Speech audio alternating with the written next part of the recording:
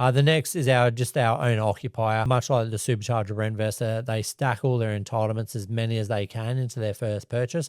They buy the owner occupier, but then they're just going to use HEPC through their posting cycle and sell when they leave the locality, buy in the new locality, and so on following that. This is probably a least common strategy that we see.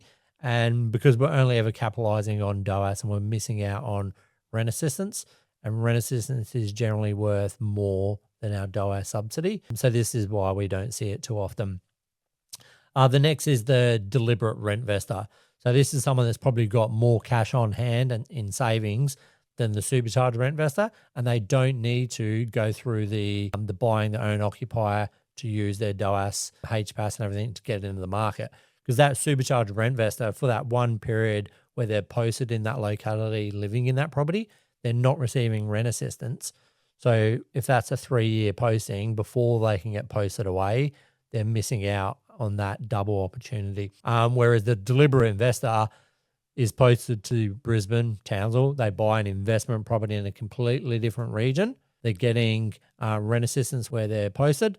They've got their investment property and they can use market data and research to pick an area that's going to be early in its cycle to get good growth.